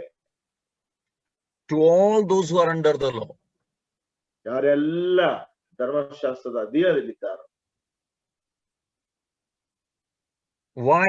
Because the law or all the commandments in the law are perfect. ಯಾಕೆಂದ್ರೆ ಧರ್ಮಶಾಸ್ತ್ರದಲ್ಲಿರುವಂತ ಎಲ್ಲಾ ಆಜ್ಞೆಗಳು ಪರಿಪೂರ್ಣವಾದವು. The law is warning people and is pointing towards the Lord Jesus Christ. ಧರ್ಮಶಾಸ್ತ್ರವು ಜನರಿಗೆ ಎಚ್ಚರಿಕೆಯನ್ನು ಕೊಟ್ಟು ಕರ್ತನಾದ ಯೇಸು ಕ್ರಿಸ್ತನನ್ನ ಅದು ತೋರಿಸುವಂತದ್ದಾಗಿದೆ. You know, the law shows the sinfulness of human beings. ಧರ್ಮಶಾಸ್ತ್ರವು ಮಾನವನ ಪಾಪಮಯವಾದಂತ ಸ್ಥಿತಿಯನ್ನು ತೋರ್ಪಡಿಸುತ್ತದೆ. And the law brings guilt in his life. ಅವನ ಜೀವಿತದಲ್ಲಿ ಧರ್ಮಶಾಸ್ತ್ರವು ಆ ಅಪರಾಧ ಮನೋಭಾವನೆಯನ್ನು ತರುವಂತದ್ದಾಗಿದೆ. So he sees that he is guilty and dead. ಆದ್ರಿಂದ ಅವನು ಪಾಪ ಸ್ವಭಾವವುಳ್ಳವನಾಗಿ ಸತ್ತಿದ್ದಾನೆಂಬುದಾಗಿ ಆತನು ಭಾವಿಸುತ್ತಾನೆ. And we see that there the Lord Jesus Christ, the work of the Lord Jesus Christ assumes its significance in our lives. ಆ ಸಮಯದಲ್ಲಿ ಅಲ್ಲಿ ಕರ್ತನಾದಂತ ಯೇಸು ಕ್ರಿಸ್ತನ ಕೆಲಸವು ನಮ್ಮ ಜೀವಿತದಲ್ಲಿ ಮಹತ್ವವಾಗಿ ಗುರುತಿಸಲ್ಪಡುವಂತದ್ದಾಗಿದೆ. When we come to verse 13, 13ನೇ ವಚನಕ್ಕೆ ನಾವು ಬರುವಾಗ we read verse 13, brother. ಹಾಗಾದರೆ ಹಿತವಾದದ್ದು ನನಗೆ ಮರಣಕ್ಕೆ ಕಾರಣವಾಯಿತು, ಹಾಗೆ ಎಂದಿಗೂ ಹೇಳಬಾರದು. ಪಾಪವೇ ಮರಣಕ್ಕೆ ಕಾರಣವಾದದ್ದು, ಅದು ಹಿತವಾದದವರ ಮೂಲಕ ನನಗೆ ಮರಣವನ್ನು ಉಂಟು ಮಾಡಿದ್ದರಿಂದ ಪಾಪವೇ ಎಂದು ಕಾಣಿಸಿಕೊಂಡಿತು, ಮತ್ತು ಆಜ್ಞೆಯ ಮೂಲ ಪಾಪವು ಕೇವಲ ಪಾಪ ಸ್ವರೂಪವೆಂದು ಕಾಣಬಂತು. So we see that sin used what is good to bring condemnation and death in our lives. ಹಾಗಾದ್ರೆ ಆ ಪಾಪವು ನಮ್ಮ ಜೀವಿತದಲ್ಲಿ ನಾವು ದಂಡನೆಯನ್ನ ಮತ್ತು ಮರಣವನ್ನ ಅದು ತಂದಿತ್ತು. See, so sin worked to bring death in our lives. ಪಾಪವು ನಮ್ಮ ಜೀವಿತದಲ್ಲಿ ಮರಣವನ್ನು ತರುವಂತ ಕೆಲಸವನ್ನು ಮಾಡಿತು. And it is like the law was like a schoolmaster. ಇಲ್ಲಿ ಧರ್ಮಶಾಸ್ತ್ರವು ನಮಗೆ ಒಬ್ಬ ಉಪಾಧ್ಯಾಯನಿದ್ದಂತೆ, ಶಾಲೆಯ ಉಪಾಧ್ಯಾಯನಿದ್ದಂತೆ. And we see that our flesh was incapable to obey the law. ನಮ್ಮ ಶರೀರವು ಅಥವಾ ನಮ್ಮ ದೇಹವು ಧರ್ಮಶಾಸ್ತ್ರಕ್ಕೆ ವಿಧೇಯವಾಗುವುದಕ್ಕೆ ಅಥವಾ ವಿಧೇಯವಾಗುವುದಕ್ಕೆ ಅಸಮರ್ಥವಾಗಿತ್ತು. And you know, that is why there was a deep longing in the life of a sinner. He wants to come out of that problem in his life. ಅದರಿಂದಲೇ ಒಬ್ಬ ಪಾಪಿಯು ತನ್ನ ಜೀವಿತದಲ್ಲಿ ಅದರಿಂದ ಹೊರಗಡೆ ಬರ್ಬೇಕೆಂಬಂತಹ ಮಹತ್ವವಾದಂತ ಒಂದು ಆಕಾಂಕ್ಷಕ ಬಯಕೆ ಆತನಲ್ಲಿ ಇರ್ತಾ ಇತ್ತು. That is why many today are able to look at Jesus Christ for salvation. ಅದರಿಂದಲೇ ಈ ದಿನದಲ್ಲಿ ಅನೇಕರು ರಕ್ಷಣೆಗೋಸ್ಕರವಾಗಿ ಯೇಸುವನ್ನು ನೋಡ್ಲಿಕ್ಕೆ ಸಾಧ್ಯವಾಯಿತು. Many are tired of the sin in their life, what the flesh is making them do. ಶರೀರವು ಅವರಿಗೆ ಮಾಡಬೇಕೆಂಬುದಾಗಿ ಹೇಳುವಂತ ಅವರ ಪಾಪದ ವಿಷಯದಲ್ಲಿ ಅನೇಕರು ಅದನ್ನು ಮಾಡುತ್ತಾ ಬಹಳ ನಿತ್ರಾಣರಾಗಿ ಹೋಗಿದ್ದಾರೆ. So now Paul, from 13 to 20, he brings about the truth about the natural man and the inward man. ಈಗ 13ನೇ ವಚನದಿಂದ 20ನೇ ವಚನದವರೆಗೆ ಪೌಲನು ಆ ಸ್ವಾಭಾವಿಕವಾದಂತಹ ಮನುಷ್ಯನು ಮತ್ತು ಆಂತರ್ಯದ ಮನುಷ್ಯನೆಂಬಂತಹ ವಿಷಯಗಳನ್ನು ತರ್ತಾ ಇದ್ದಾನೆ. So he reminds that sin has worked to bring death in our lives. ಇಲ್ಲಿ ಅವನು ನಮಗೆ ನೆನಪು ಮಾಡ್ತಾ ಇದ್ದಾನೆ, ಪಾಪವು ನಮ್ಮ ಜೀವಿತದಲ್ಲಿ ಮರಣಕರವಾದದ್ದನ್ನು ತರಲಿಕ್ಕೆ ಅದು ಸಾಧ್ಯವಾಯಿತು. And we cannot do anything to reform ourselves. ನಮ್ಮನ್ನು ನಾವೇ ಏನು ಸಹ ಒಂದು ಉತ್ತಮರನ್ನಾಗಿ ಮಾಡಿಕೊಳ್ಳಿಕ್ಕೆ ಸಾಧ್ಯವಿಲ್ಲ. But when we look at this portion, we find, read verse 18, brother. ನಾವು ಈ ಒಂದು ವಾಕ್ಯವನ್ನು ನೋಡುವಾಗ ನಾವು ಅದನ್ನ ನಾವು ಸರಿಪಡಿಸ್ಕೊಳ್ಳಿಕ್ಕೆ ಹೋಗ್ತೇವೆ. 18ನೇ ವಚನ, ನನ್ನಲ್ಲಿ ಅಂದರೆ ನನ್ನ ಶರೀರ ಭಾವ ಸ್ವಭಾವದಲ್ಲಿ ಒಳ್ಳೆಯದೇನು ವಾಸವಾಗಿಲ್ಲವೆಂದು ನನಗೆ ತಿಳಿದದೆ. ಒಳ್ಳೆಯದನ್ನು ಮಾಡುವುದಕ್ಕೆ ನನಗೇನೋ ಮನಸ್ಸು, ಆದರೆ ಅದನ್ನು ಮಾಡುವುದು ನನ್ನಿಂದಾಗದು. So we find here that there are two natures. When we have accepted Jesus Christ as our Lord and personal Savior, we find two natures in our lives. ನಾವು ಕರ್ತನಾದಂತ ಯೇಸು ಕ್ರಿಸ್ತನನ್ನು ನಮ್ಮ ರಕ್ಷಕನ ಒಡೆಯನಾಗಿ ಅಂಗೀಕಾರ ಮಾಡಿಕೊಂಡಂತ ಸಮಯದಲ್ಲಿ ನಮ್ಮ ಜೀವಿತದಲ್ಲಿ ಎರಡು ಸ್ವಭಾವಗಳನ್ನು ಇರುವಂತ ನೋಡ್ತೇವೆ. What is that? ಏನದು? There we find there is a natural man. ಅಲ್ಲಿ ನಾವು ಕಂಡುಹಿಡಿತೇವೆ ಶರೀರಾಧೀನ ಸ್ವಭಾವ ಅಥವಾ ಪ್ರಾಕೃತ ಮನುಷ್ಯನು. Yeah, we call it as body, flesh, or the members of our body. ಅದನ್ನ ನಾವು ದೇಹ, ಒಂದು ಶರೀರ ಅಥವಾ ನಮ್ಮ ದೇಹದೊಳಗಿನ ಅಂಗಗಳು ಎಂಬುದಾಗಿ ನಾವು ಕರಿತೇವೆ. What is the desire of the natural man? ಸ್ವಾಭಾವಿಕವಾದಂತ ಅಥವಾ ಪ್ರಾಕೃತಿಕ ಮನುಷ್ಯನ ಒಂದು ಆಶೆ ಏನು? See, it doesn't want to do what is right. ಯಾವುದು ಸರಿಯಾಗಿದೆಯೋ ಅದನ್ನು ಮಾಡ್ಲಿಕ್ಕೆ ಅದಕ್ಕೆ ಇಷ್ಟ ಇಲ್ಲ. The nature of the natural man is to commit sin. ಪ್ರಾಕೃತ ಮನುಷ್ಯನ ಒಂದು ಸ್ವಭಾವ ಪಾಪವನ್ನು ಮಾಡುವಂತದ್ದೇ ಆಗಿದೆ. He hates doing what is right. ಸರಿಯಾದಂತದ್ದನ್ನ ಮಾಡ್ಲಿಕ್ಕೆ ಅವನು ದ್ವೇಷ ಮಾಡ್ತಾನೆ. So, and he wants to rebel against the commandments of God. ದೇವರ ಆಜ್ಞೆಗಳಿಗೆ ಆತನು ತಿರುಗಿ ಬೀಳುವಂತವನಾಗಿದ್ದಾನೆ. And because of that, he is not able to please God. ಆ ಒಂದು ಕಾರಣದಿಂದ ಅವನು ದೇವರನ್ನು ಮೆಚ್ಚಿಸಲಿಕ್ಕೆ ಸಾಧ್ಯವಾಗುತ್ತಾ ಇಲ್ಲ. But because of Christ, what has happened? There is an inward man which is born of God. ಕ್ರಿಸ್ತನ ನಿಮಿತ್ತವಾಗಿ ಏನಾಯ್ತಂದ್ರೆ ಆಂತರಿಕವಾದ ಮನುಷ್ಯನು ಹೊಸದಾಗಿ ಹುಟ್ಟಿದ್ದಾನೆ. That is why in 2 Corinthians chapter 5 and verse 17 it is written, therefore one who is in Christ Jesus is a new creation. ಅದರಿಂದ 2 ಕೊರಿಂಥ 5ನೇ ಅಧ್ಯಾಯ 17ನೇ ವಚನದಲ್ಲಿ ನಾವು ಈ ರೀತಿಯಾಗಿ ಓದ್ತೇವೆ, ಯಾವನಾದರೂ ಕ್ರಿಸ್ತನಲ್ಲಿದ್ದರೆ ಅವನು ನೂತನ ಸೃಷ್ಟಿಯಾದನು. In 1 John 3 and verse 9 also we find about that new nature or the new creation. 1 ಯೋಹಾನ 3:9 ಸಹ ನಾವು ನೋಡ್ತೇವೆ ಆ ಒಂದು ಹೊಸ ಸ್ವಭಾವ, ಹೊಸ ಸೃಷ್ಟಿಯನ್ನು ನೋಡ್ತೇವೆ. And it is the nature, this new nature loves God. ಈ ಒಂದು ನೂತನ ಸ್ವಭಾವ ದೇವರನ್ನು ಪ್ರೀತಿಸುವಂತದ್ದಾಗಿದೆ. And it is in this new nature we will love our brethren, fellow brethren also. ನಾವು ನೂತನ ಸ್ವಭಾವದಲ್ಲಿ ನಮ್ಮ ಜೊತೆ ಸಹೋದರರನ್ನು ಸಹ ನಾವು ಪ್ರೀತಿಸುವಂತವರಾಗಿದ್ದೇವೆ. You know, the words that we speak in this new nature is different. ನೂತನ ಸ್ವಭಾವದಲ್ಲಿ ನಾವು ಮಾತನಾಡುವಂತಹ ಮಾತುಗಳು ವ್ಯತ್ಯಸ್ತವುಳ್ಳಂತವು. There is purity in the new nature. ಹೊಸ ಸ್ವಭಾವದಲ್ಲಿ ಒಂದು ಪರಿಶುದ್ಧತೆ ಇದೆ. And we are able to do works which please God. ದೇವರನ್ನು ಮೆಚ್ಚಿಸುವಂತ ಕಾರ್ಯಗಳನ್ನು ನಾವು ಮಾಡುವಂತವರಾಗಿದ್ದೇವೆ. What a beauty that is. ಎಂತ ಸುಂದರವಾದಂತಹ ವಿಷಯ ಅದಾಗಿದೆ. So there is a natural man, there is an inward man. ಪ್ರಾಕೃತ ಮನುಷ್ಯನು ಮತ್ತು ಆಂತರಿಕ ಮನುಷ್ಯ ಇದ್ದಾರೆ. And when we read Romans chapter 7, and from verse 15 to 18, we realize that they dwell together. ರೋಮಪದವರಿಗೆ ಬರೆದ ಪತ್ರಿಕೆ 7ನೇ ಅಧ್ಯಾಯ 15-19 ವಚನದವರೆಗೆ ನೋಡುವಾಗ ಅವರಿಬ್ಬರು ಸಹ ಒಟ್ಟಾಗಿಯೇ ವಾಸಿಸುತ್ತಾರೆ. So Paul is saying that I want to do good, but I am not able to do. ಪೌಲನು ಹೇಳುತ್ತಾನೆ, ನನಗೆ ಒಳ್ಳೆಯದನ್ನು ಮಾಡಬೇಕೆಂಬ ಮನಸ್ಸಿದೆ, ಆದ್ರೆ ಒಳ್ಳೆಯದನ್ನು ಮಾಡ್ಲಿಕ್ಕೆ ನನ್ನ ಕೈಲಿ ಆಗ್ತಾ ಇಲ್ಲ. But what I don't want to do, I am doing that. ನಾನೇನು ಮಾಡಬಾರ್ದು ಅದನ್ನೇ ನಾನು ಮಾಡ್ತಾ ಇದ್ದೇನೆ. And we see this struggle within our lives. ನಮ್ಮ ಜೀವಿತದಲ್ಲಿ ಈ ಒಂದು ಹೋರಾಟವನ್ನು ನೋಡ್ತಿದ್ದೇವೆ. You know, these two are constantly in war with one another. ಇವೆರಡು ಸಹ ಒಂದಕ್ಕೊಂದು ಯಾವಾಗಲೂ ಸಹ ಅವು ಹೋರಾಡುವಂತದ್ದಾಗಿದೆ. And we are not able to understand this many a time. ಅನೇಕ ಸಾರಿ ನಾವು ಇದನ್ನು ಅರ್ಥ ಮಾಡಿಕೊಳ್ಳುವುದಿಲ್ಲ.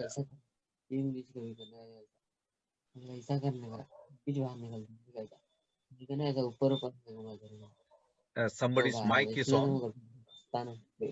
ಯಾರೊಬ್ರು ಮೈಕ್ ಆನ್ ಮಾಡಿದ್ದಾರೆ, ದಯವಿಟ್ಟು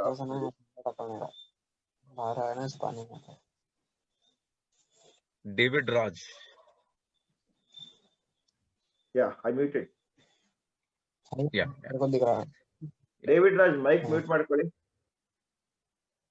Yeah. So Paul concludes by saying that in my mind I serve the law of God, but in my flesh I serve the law of sin. ನನ್ನ ಮನಸ್ಸಿನಲ್ಲಿ ನಾನು ದೇವರಿಗೆ ಸೇವೆ ಮಾಡ್ತೇನೆ, ದೇವರ ನೀತಿಗೆ ಸೇವೆ ಮಾಡ್ತೇನೆ, ಆದ್ರೆ ನನ್ನ ಕೃತ್ಯದಲ್ಲಿ ನಾನು ಪಾಪಕ್ಕೆ ಸೇವೆ ಮಾಡುವಂತನಾಗಿದ್ದೇನೆ. So in verse 17 to 20, he reminds us about the nature of the body of sin. 17-20 ವಚನದವರೆಗೆ ಆ ಒಂದು ದೇಹದಲ್ಲಿರುವಂತಹ ಪಾಪದ ಸ್ವಭಾವವನ್ನ ವಿವರಿಸುತ್ತಾನೆ. He says that man, there is no need to teach him to sin. He naturally, automatically does it. ಅವನು ಹೇಳ್ತಾನೆ, ಮನುಷ್ಯನಿಗೆ ಪಾಪ ಮಾಡ್ಲಿಕ್ಕೆ ಕಲಿಸುವಂತ ಅವಶ್ಯಕತೆ ಇಲ್ಲ, ಅವನು ತನ್ನಷ್ಟಕ್ಕೆ ತಾನೇ ಪಾಪ ಮಾಡುವಂತನಾಗಿದ್ದಾನೆ.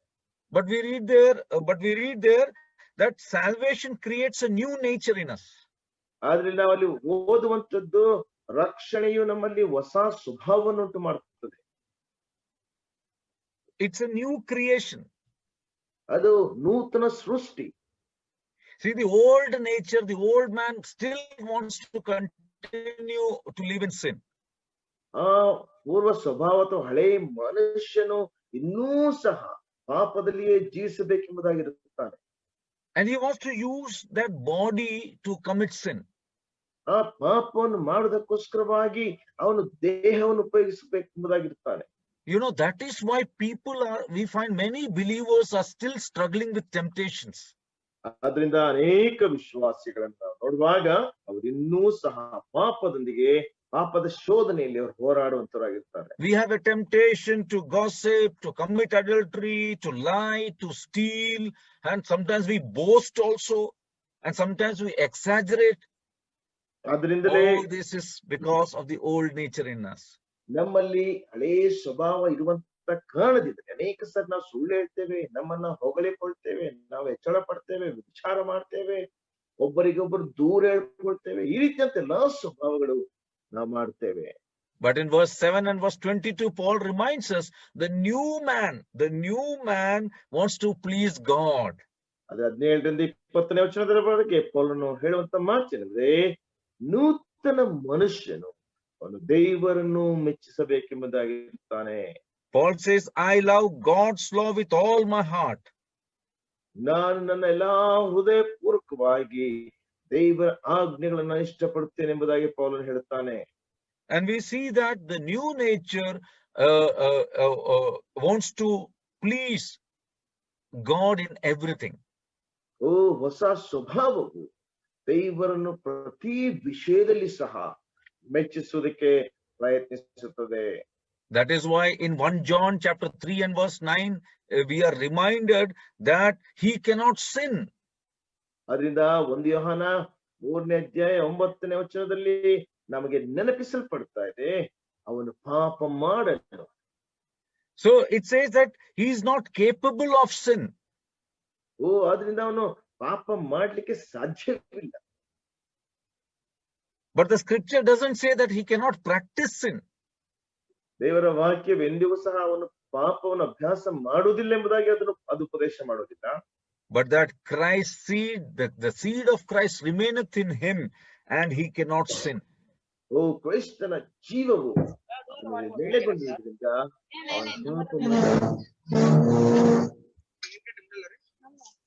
the Holy Spirit is in him.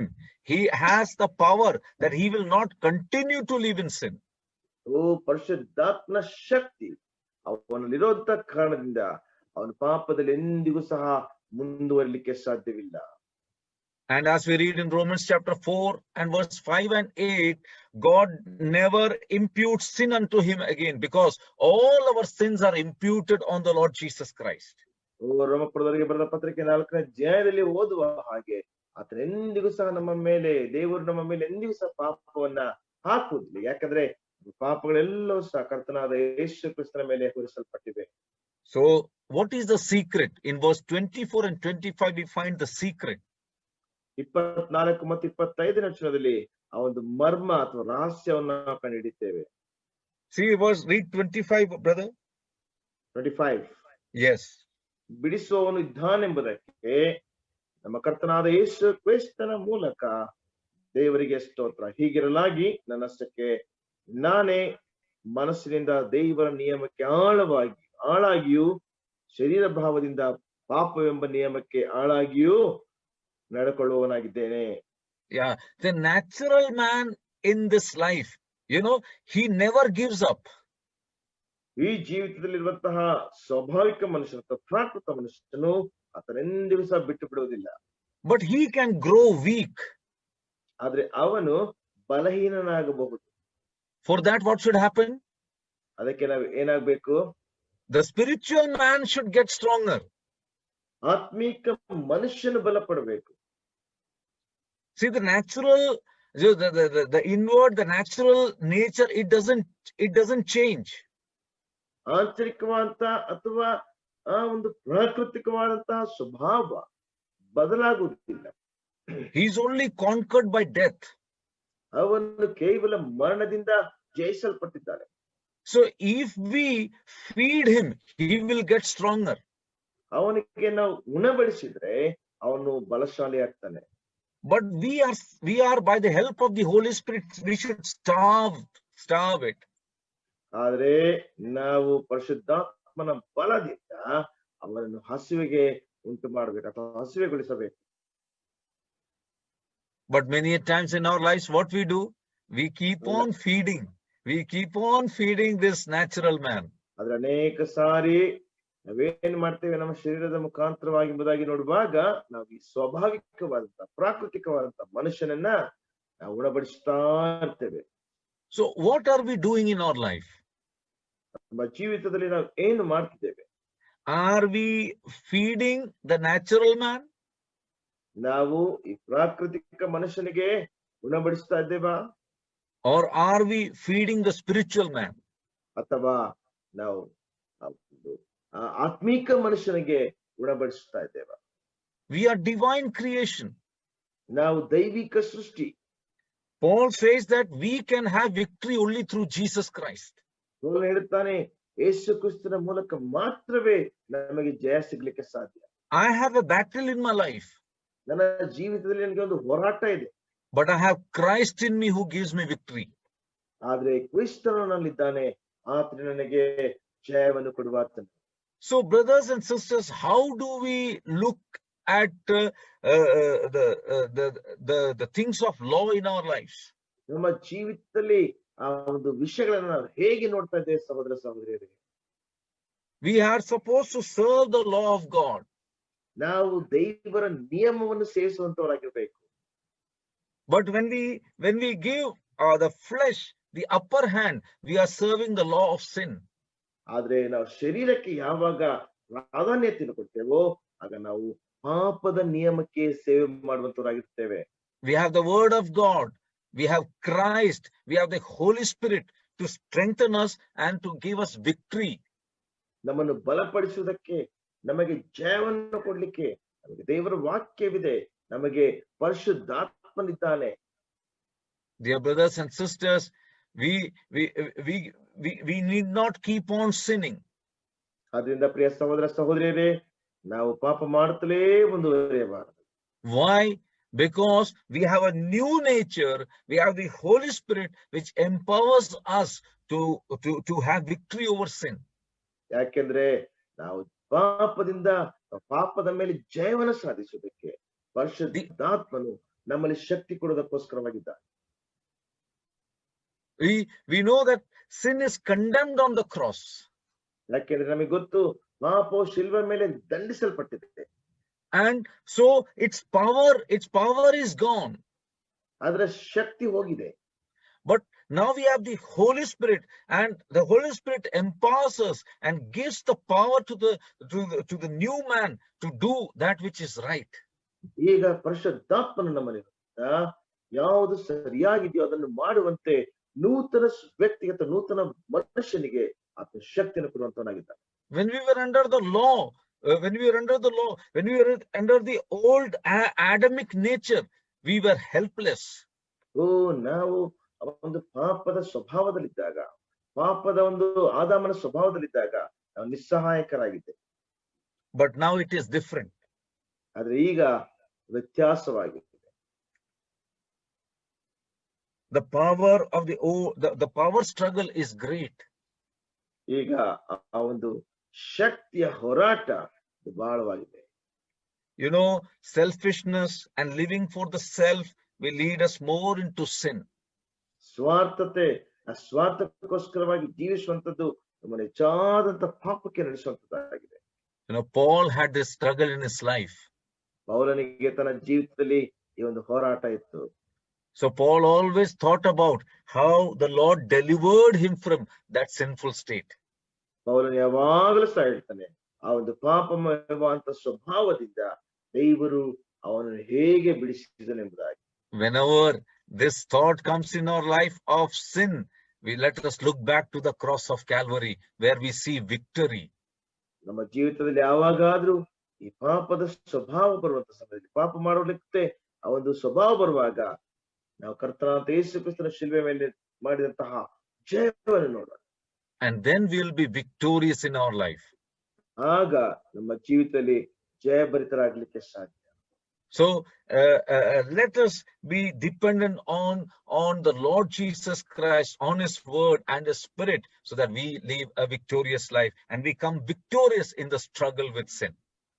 ಆದ್ರಿಂದ ನಾವು ಕ್ರಿಸ್ತನ ಮೇಲೆ, ಆತನ ಕಾರ್ಯದ ಮೇಲೆ ನಾವು ದೃಷ್ಟಿ ಇಡುವಾಗ ನಮ್ಮ ಜೀವಿತದಲ್ಲಿ ಜಯಭರಿತವಾದಂತಹ ಜೀವಿತವನ್ನ ಜೀವಿಸಲಿಕ್ಕೆ ಸಾಧ್ಯ. So let us understand this reality and live a victorious life, victorious over sin, which Satan brings in our life. ಆದ್ರಿಂದ ಈ ಒಂದು ನೈಜತೆಯನ್ನು ನಾವು ಅರ್ಥ ಮಾಡಿಕೊಂಡು ಸೈತಾನ ತರುವಂತಹ ಒಂದು ಶೋಧನೆಯಲ್ಲಿ, ಆ ಒಂದು ಶೋಧನೆಗೆ ವಿರುದ್ಧವಾಗಿ ಜಯಭರಿತವಾದಂತಹ ಜೀವಿತವನ್ನು ಜೀವಿಸುತ್ತಾ ಇರುವುದು. May the Lord bless these words into our lives. ಈ ವಾಕ್ಯಗಳನ್ನ ದೇವರು ನಮ್ಮ ಜೀವಿತಗಳಿಗೆ ಆಶೀರ್ವದಿಸಲಿ.